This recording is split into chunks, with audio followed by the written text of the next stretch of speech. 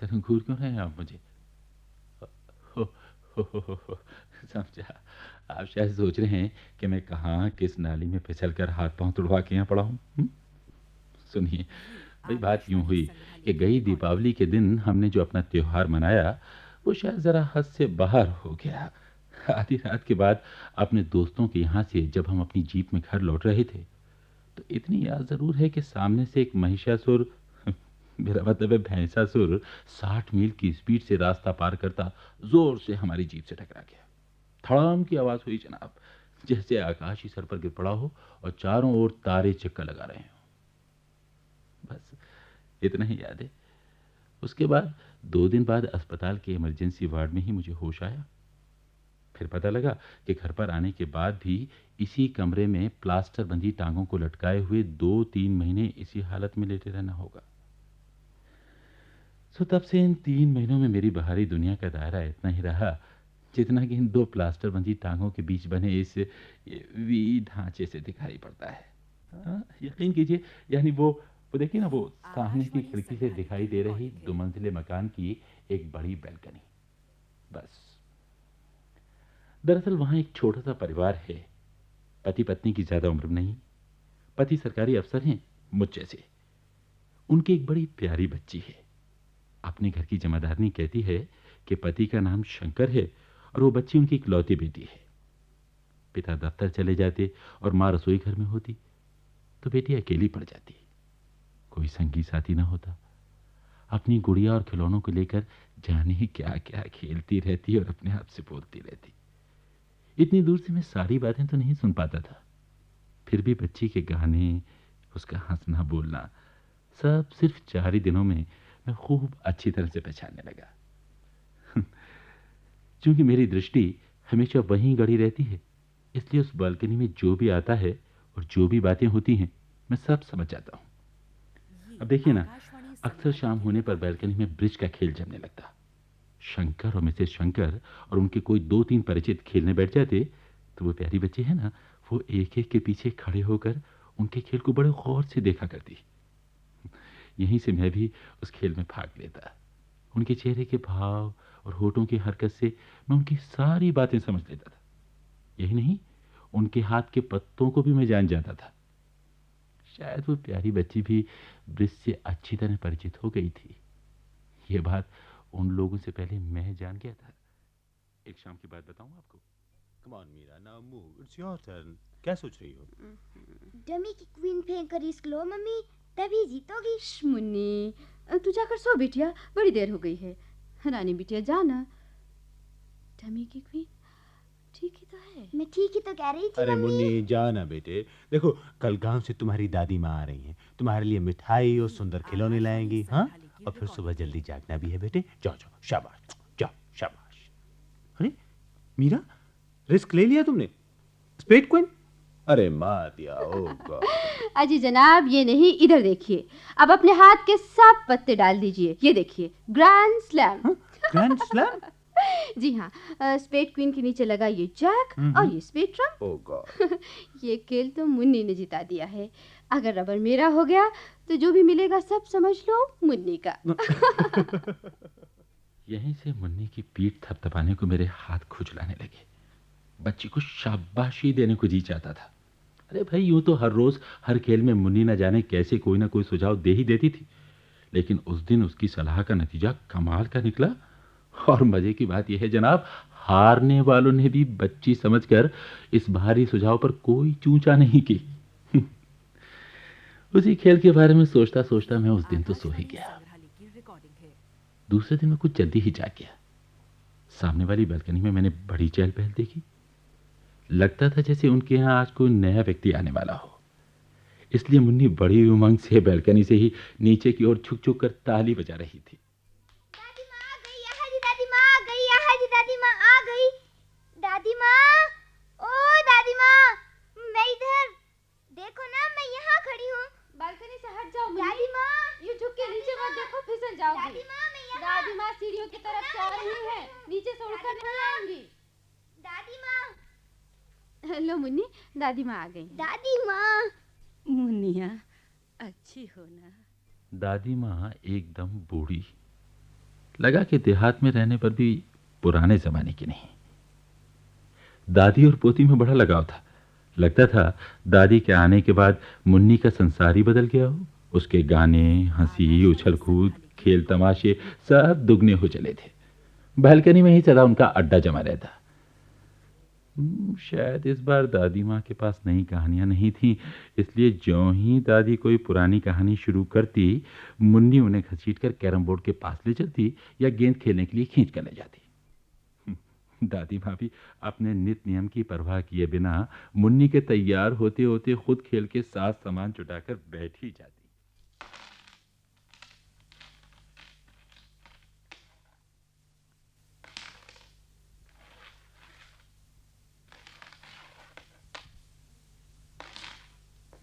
मुन्नी, अब बस करो बेटी ये कैरम का खेल। मेरा सारा बदन दर्द कर रहा है। आओ भीतर चले रसोई में, तुम्हारी मम्मी का हाथ बटा लें। कम से कम आज का खाना तो मैं बनाऊंगी। ना दादी माँ, अभी पिंग पोंग खेलना है, ताश खेलनी है और तुम अभी से उठने लग गई। ना ना, तुम बैठो दादी माँ, तुम बैठो ना। लो ये ताश के पत्ते। बहू, बहू, अब मैं क्या करूं बेटी? ये मुन्नी मुझे यहाँ बांधे बैठी है। रोटी कैसे बनाऊं? कब अपना काम करूं? कोई बात नहीं माता जी, रोटी मैं बना लूंगी। हाँ, आपको तो इस मुन्नी से ही फुर्सत नहीं मिलेगी। मुझे आटा यहीं लाके दे दो बहू। खेल के साथ साथ आटा भी गूंद दूंगी। गेंद तो मैं खेल नहीं सकती, सारा बदन दुख रहा है। बस ताश ही खेलती रहूंगी और कुछ घर का काम भी कर लूंगी। नहीं दादी माँ, काम करना बिल्कुल मना है। मेरे साथ ठीक तरह से खेलना पड़ेगा। देखो तुम गलत कार्ड फेंक रही हो। अरे बहू देखना अब। कोई बात नहीं है माता जी, आप मुन्नी को खेल में लगा कर रखें, मेरे लिए यही बहुत है। घर का काम तो होता ही रहता है। ये कौन सा खेल है मुन्नी? ब्रिज। ब्रिज? हाँ, मैं बता दूं दादी माँ, तुम्हारे हाथ में कौन कौन से पत्ते हैं? और मैं बता दूं कि तेरे हाथ में कौन कौन से पत्ते हैं? बताओ। स्पेड किंग, नैला, हार्ट्स, एक्का, जैक, दहला और सत्ती, डायमंड किंग, क्वीन, तिग्गी, है ना? गलत। क्लब्स, किंग अच्छी, डायमंड्स तिग्गी मेरे पास है ही नहीं। दादी माँ इतना भी नहीं जानती। लेकिन मुन्नी, क्या तुम लोगों ने पहले से एक दूसरे का हाथ देख लिया था? छी छी, क्या कहती हो बहू? हाथ देख देख कर कहीं ब्रिज खेला जाता है भला? अपने दिमाग से पता लगाना चाहिए। एक दूसरे का हाथ क्यों देखे मम्मी? क्या हम यूँ नहीं पता लगा सकते? सच? सच माता जी, अंदाज से ही आप इतना सही पत्ता बता देती हैं। 10-20 बरस से हम तो खेल रहे हैं, फिर भी हमारा सिर चकरा जाता है इस खेल में। अरे ऐसी कौन सी बड़ी विद्या है ये? मैं गांव देहात की रहने वाली जरूर हूँ, लेकिन क्या इतना भी नहीं बता सकती? खेल के 2 राउंडों में ही हाथ के पत्तों का पता न लगा तो फिर वो क्या खेल? ठीक कह रही हैं आप। मुन्नी, दादी माँ को ये ब्रिज क्या तूने सिखाई? मम्मी, दादी माँ ब्रिज ही नहीं, मेरे साथ पोकर, रमी सब खेल लेती हैं, है ना दादी माँ?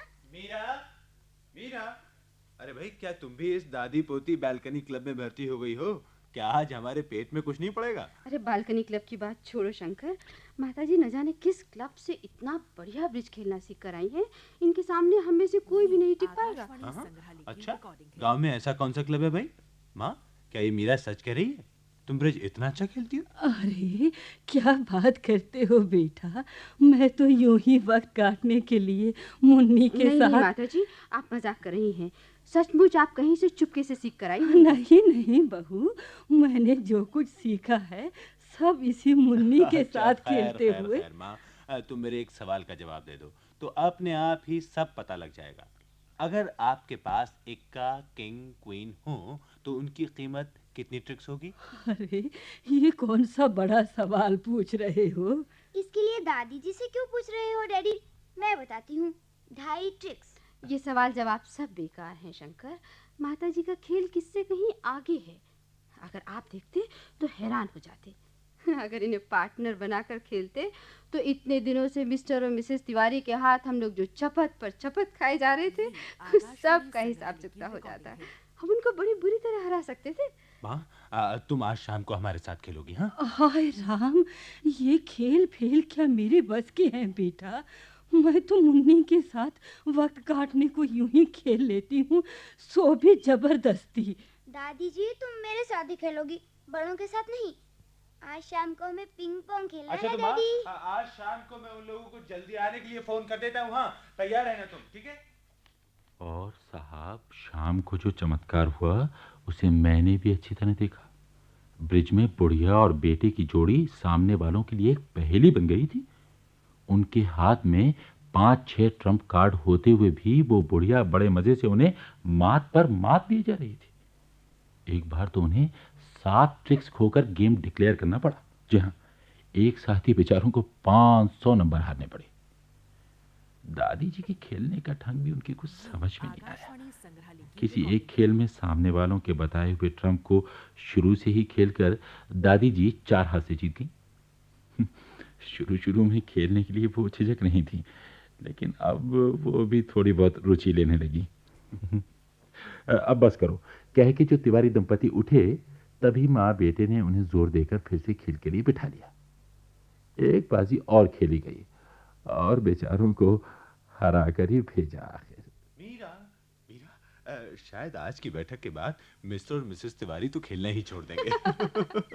हाँ, माताजी का खेल देखने के बाद तो हमें भी ताश के खेल से छुट्टी ले लेनी चाहिए।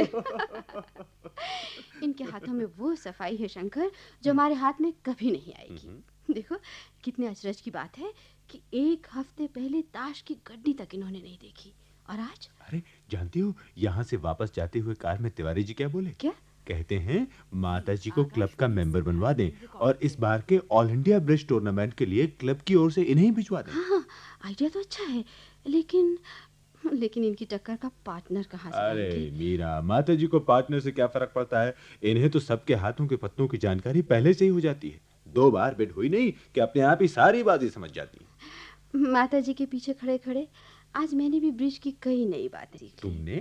अरे भाई, लेडीज की चैंपियन होने के बाद भी तो कुछ सीखना बाकी है तुम्हें। मजाक छोड़िए, आप भी तो आज कई नई बातें सीख गए होंगे। भाई क्यों? मेरा तो अब भी सर चकरा रहा है मीरा। न जाने माताजी के पास क्या जादू था कि हाथ लगाए नहीं कि जीत हुई।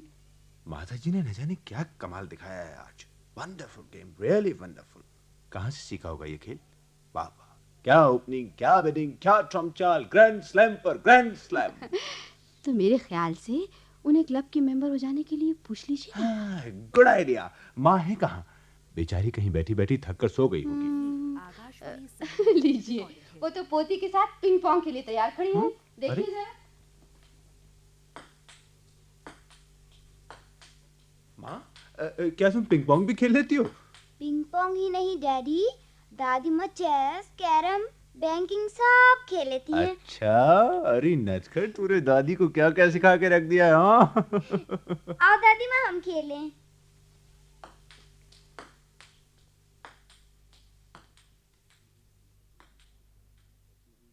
ना ना ना करती हुई बुढ़िया को जैसे तैसे क्लब का मेंबर बनाकर ही माने लोग।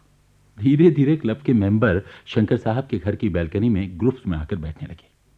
ऐसा महसूस होता था जैसे पूरे क्लब का ही तबादला बैल्कनी में हो गया हो। यहाँ तक कि क्लब के कैंटीन वाले छोकरे भी हाथ में केटली लिए वहीं आकर अपना डेरा जमा बैठे। फिर सुनिए, एक दिन क्लब के माननीय प्रेसिडेंट यानी हाई कोर्ट के जज शर्मा साहब भी वहां दिखाई पड़े। और मैंने ठीक ही अनुमान लगाया था कि जज साहब दादी जी की परीक्षा लेने के लिए वहां पधारे थे। माता जी, आप जैसी बुजुर्ग ने हमारे क्लब का मेंबर बनने की जो कृपा की, उससे हम बड़ा ही ऑनर्ड फील करते हैं। आमीन। बैठिए ना। जी, मेरा मतलब। आप सब खड़े खड़े बोल रहे हैं, बात तो ठीक है, लेकिन इस उम्र में मेरे जैसी बुढ़िया की क्लब सोसाइटी जैसे शौकों में क्या दिलचस्पी हो सकती है? ऐसा न कहिए प्लीज। अब सारा भार आपके ही कंधों पर है। हमारा क्लब 20 बरस से ऑल इंडिया टूर्नामेंट में हिस्सा लेता आया है, फिर भी अभी तक हमारी पोजीशन 15वें नंबर पर ही अटकी हुई है। अगर इस बार आप टूर्नामेंट में भाग ले लें तो हमारा क्लब मेरा मतलब टूर्नामेंट क्या है ये? जी वो खेल का मुकाबला। अच्छा अच्छा, आप लोग चाहते हैं कि मैं मुकाबले में हिस्सा लूं? हाँ माँ, प्रेसिडेंट साहब यही तो चाहते हैं। इस बार अगर तुम क्लब की ओर से खेलकर जीत जाओगी तो इस शहर का नाम हो जाएगा। फिर ताश के खेल में तो तुम्हें कोई खास मेहनत भी नहीं करनी पड़ती। हटाओ बेटा, उसके लिए मुझे बुलाना बेकार ही है। मैं जानती ही क्या हूँ। ये तो आपकी ग्रेटनेस है माताजी। आप किसी तरह की चिंता न कीजिए, हम अपने आप ही सब अरेंजमेंट कर लेंगे। खैर, इस समय मैं सिर्फ ये जानने के लिए आया हूँ कि आप कौन सा ब्रिज खेलती हैं। कॉन्ट्रैक्ट ब्रिज या वो सब मैं नहीं जानती बेटा, ये तो तुम लोग ही बता सकोगे। ये सर, ये कॉन्ट्रैक्ट ब्रिज ही खेलती हैं जी। अच्छा, एक्सक्यूज मी, मैं आपसे बार बार सवाल कर रहा हूँ। दरअसल बात यह है कि टूर्नामेंट में बड़े बड़े प्लेयर्स आ रहे हैं और मैं आपका पार्टनर रहूँगा, इसलिए आप लोग न जाने क्या क्या कह रहे हैं। मेरी समझ में तो कुछ नहीं आ रहा। मैं तो बस मुन्नी के साथ यूं ही खेला करती थी। एक और बात आपसे पूछना चाहता था। जिस दिन से आपका वो खेल देखा, उसी दिन से ये बात दिमाग में घूम रही है। उस दिन की बाजी में आपके ओपोनेंट ने नो ट्रम्प कहा था और आपने क्लब एस से चाल शुरू की और फिर उनकी डबल कॉल को भी मात दे दी। तो क्या आप पहले से ही अपने पार्टनर के पत्ते जान गई थी? अरे वो परसों वाला खेल, हाँ याद आया। पार्टनर के पत्ते तो मैं नहीं जानती थी, लेकिन हाँ इतना तो पता लगा चुकी थी कि वहाँ 3.5 ऑनर्स हैं। और भैया तीसरे दिन सुबह ही अखबारों में मोटे मोटे अक्षरों में लिखा देखा, 70 वर्ष की बूढ़ी शिवपुर की Savitri Devi all India bridge tournament में हिस्सा ले रही। पढ़ते ही सामने बैल्कनी की तरफ देखा। बच्ची आज अकेली कैरम खेल रही थी और उधर दादी माँ, जज शर्मा जी, बेटा और बहू सब के सब रिहर्सल में मग्न थे। चौथे दिन भी वही सिलसिला चल रहा था। जब से टूर्नामेंट शुरू हुआ उसी दिन से सुबह हुई नहीं कि अखबारों में दादी माँ की प्रतिभा और प्रगति ज्यादा से ज्यादा उजागर होती रही।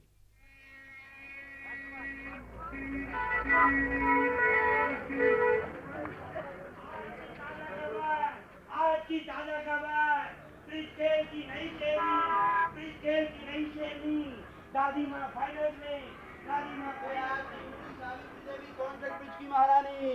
ताजा खबर, कॉन्ट्रैक्ट ब्रिज की महारानी सावित्री देवी, भोली भाली सावित्री देवी, ब्रिज संसार का ध्रुव तारा, ब्रिज संसार का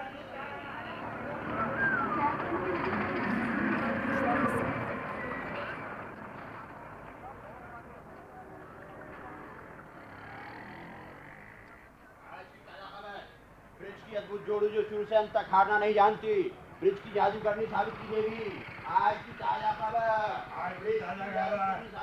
ताजा खबर, लोकल पायनियर क्लब की तरफ से आयोजित ऑल इंडिया पहली बार सावित्री देवी का अद्भुत खेल, सावित्री देवी का अद्भुत खेल।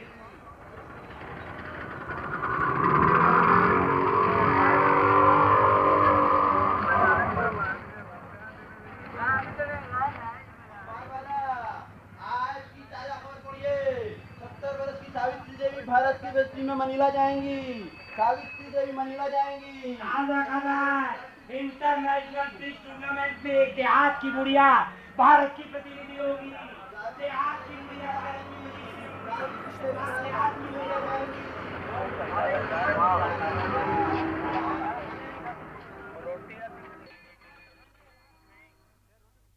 दादी माँ की लंबी विदेश यात्रा की तैयारियां तभी से शुरू हो गई जनाब। और उन तैयारियों में जानते हैं कौन लगे थे? उसका बेटा शंकर और बहू मीरा। माँ का सारा सामान तैयार है ना? हाँ हाँ। अच्छा, सामान की लिस्ट मैं पढ़ता हूँ, तुम जरा चेक कर लो प्लीज। कपड़ों का सूटकेस। सूटकेस ये लो। ठीक है। टिकट और पैसों वाला पर्स। दोनों चीजें यहाँ हैंडबैग में रखी हैं। छाता। छाता ये। हाँ हाँ ठीक। दवाइयों का डब्बा। डब्बा है, yes thermos, yes tiffin box, yes. बस ठीक है। अरे ये सब चीजें किसके लिए तैयार कर रहे हो बेटा? ये मामला क्या है? आपकी ही चीजें हैं माता जी, मनीला के लिए। मेरी चीजें? तो क्या मुझे विदेशों में जाना होगा? अरे हाँ माँ, हाँ, तुम वर्ल्ड टूर्नामेंट में मनीला जा रही हो, मनीला, समझी? अरे ये बाहर जाने का झंझट क्यों रखते हो बेटा? क्या यहाँ खेल नहीं हो सकते? माँ क्या कह रही हो, क्या कह रही हो तुम? दुनिया के तमाम खिलाड़ी वहाँ आ रहे हैं, उन सबको क्या यहाँ बुलवा लेना मुमकिन है? अच्छा, यहाँ के ब्रिज क्लब को तो हमने घर में बुला लिया था, लेकिन वर्ल्ड टूर्नामेंट तो यहाँ नहीं आ सकता माँ। लेकिन बेटा मेरे यहीं के चक्कर क्या काफी नहीं? मनीला में हुए टूर्नामेंट में भारत की टीम सर्वप्रथम नहीं आई, फिर भी दादी माँ का नाम सारे संसार में चमक गया। दुनिया भर के पत्रों में बार बार दादी जी का नाम मोटे मोटे अक्षरों में छपता रहा। वर्ष के सर्वश्रेष्ठ खिलाड़ियों में भी दादी माँ का नाम आया, इसकी उन्हें उपाधि भी मिली। अखबारों में चाहे खेलों का दैनिक विवरण न दिया गया हो, लेकिन दादी माँ का चित्र और उनके संबंध में एक लेख जरूर छप जाता था। 70 वर्ष की सावित्री देवी भारत की ब्रिज चैंपियन है। ये जानकर किसे आश्चर्य नहीं होगा कि उन्होंने 2 महीने पहले तक ताश की गड्डी देखी तक नहीं थी। जो देहात में अपने बेटे की खेतीबाड़ी में हाथ बटाती थी, शहरी रंग ढंग से जो बिल्कुल अपरिचित थी, उस बुढ़िया ने ब्रिज के खेल में। मनीला से जब दादी माँ भारत लौट रही थीं, तो यहाँ उनके स्वागत की भारी तैयारियां की गई। घंटों प्रतीक्षा में खड़े संवाददाता, रेडियो टेलीविजन के रिपोर्टर्स, फोटोग्राफर्स, सब ने दादी माँ को घेर ही लिया। मैं मनी मन सोचने लगा कि हवाई अड्डे का वो दृश्य कैसा रहा होगा। Your attention please.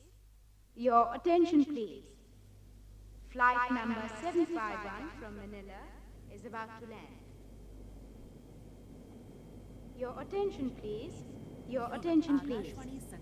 Flight number 751 from Manila is about to land.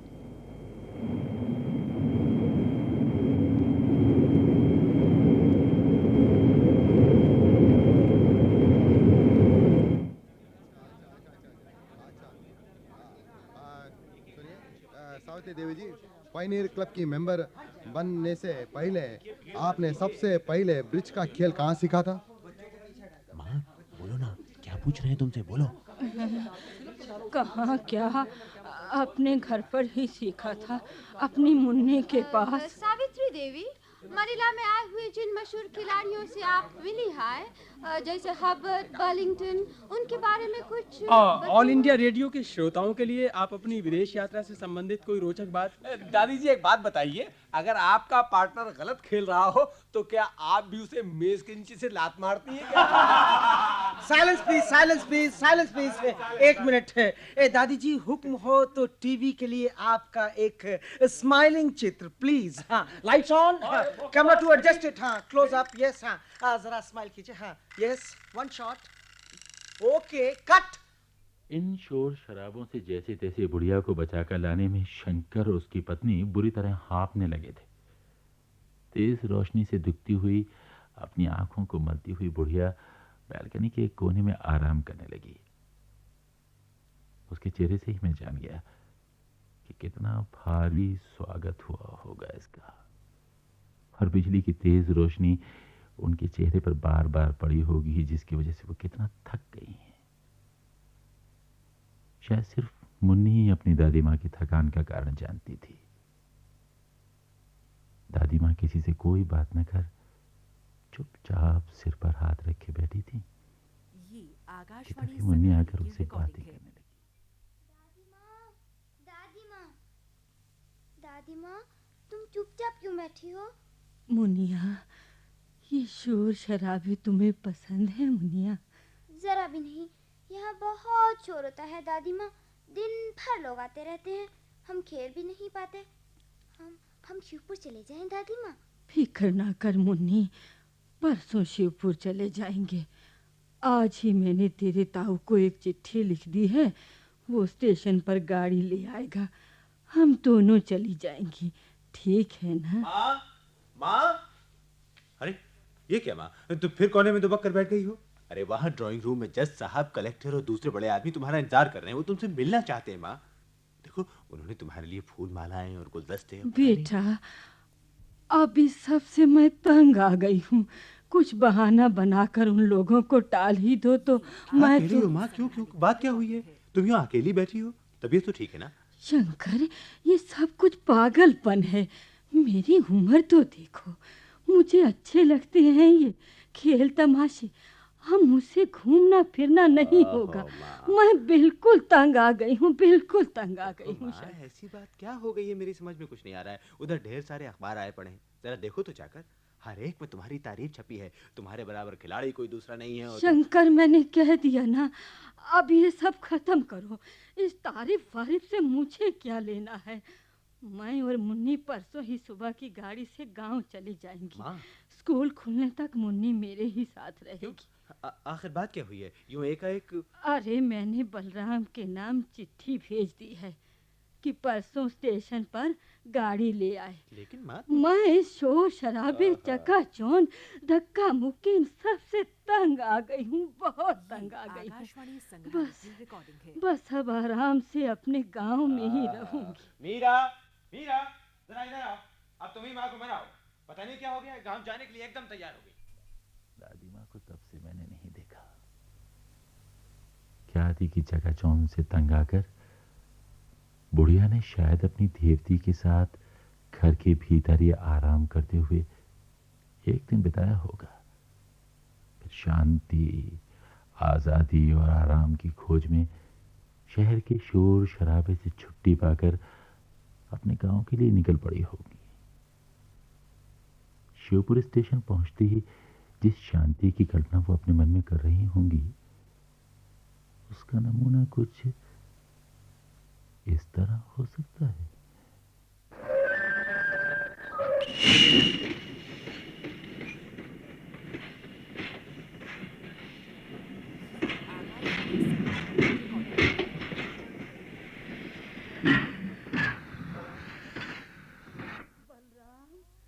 Balram, Munni इस तरफ आ जा, इधर। हाँ हाँ धीरे से। हाँ यहाँ कोई हमें नहीं घेरेगा, ना धक्के लगेंगे, ना हमारा दम घुटेगा। सुबह से शाम तक अपनी मर्जी से उस रोशनी की चकाचौंध से दूर आराम चैन से सुख शांति से हम यहाँ रहेंगे, है ना मुन्नी? लेकिन बुढ़िया का इतना शांतिपूर्ण स्वागत हुआ होगा, इसमें भैया मुझे संदेह ही है। बल्कि बुढ़िया का स्वागत उसके बड़े बेटे बलराम की तरफ से शिवपुर स्टेशन पर शायद कुछ इस तरह हुआ होगा। आकाशवाणी संग्रहालय की रिकॉर्डिंग है।